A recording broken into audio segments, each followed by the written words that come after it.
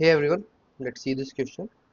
In it we have given a function named compute s and we have given a list x.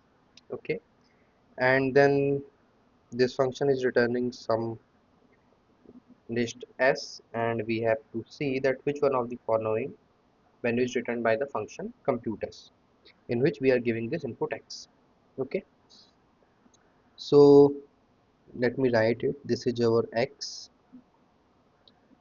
is 6, 3, 5, 4 and 10.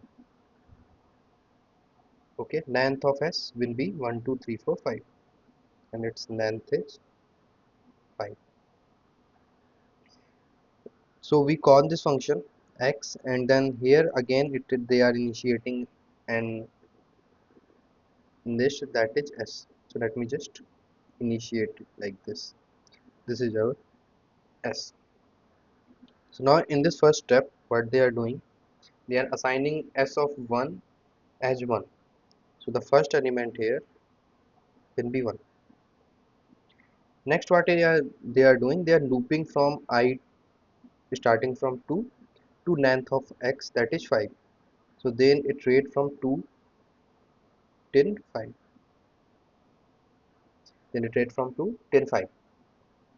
Again, in next step they are doing that whatever s of I is, that should be 1.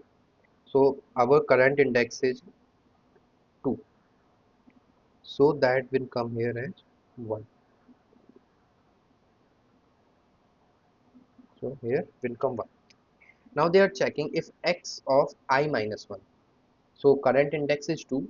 I minus 1 means 2 minus 1, that will be 1, which is this 6, is less than x of I, means x of 2, so which is this.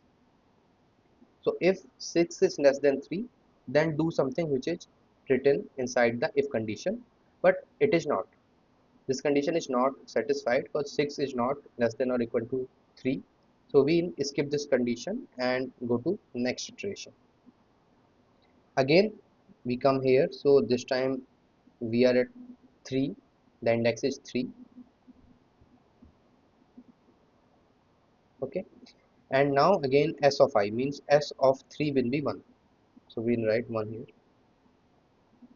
Then if x of I minus 1 means x of 3 minus 1, that is 2, is less than equal to x of 3. Okay, so x of 3 is 5, x of 2 is 3. So yes, this condition is surely true. Then what to do? S of I means s of 3 should be s of I plus s of I minus 1. So s of 3 should be s of 3 plus s of 2. So this is s of 3 1, this is s of 2 1, and we need to sum and assign at this particular variable, that is s of 3. So it will become 2. Okay, and this condition will satisfy. Next again we'll do this, and this time the index will be 4. We are at 4th index, and again s of I will start from this position onwards. So s of I will be 1. So we'll write 1 here, and then again we'll check for this condition, that is x of I minus 1, that is x of 3, is less than x of I, that is x of 4.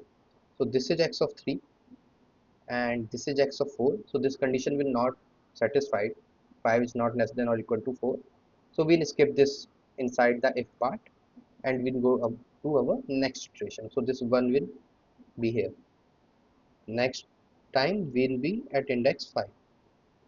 Okay, and again s of I, so s of 1, s of 5 will be 1, and then we'll check if x of I minus 1, that is x of 4, is less than x of I, that is x of 5. So we'll see that yes, this is x of 4 and this is x of 5. So indeed it is true.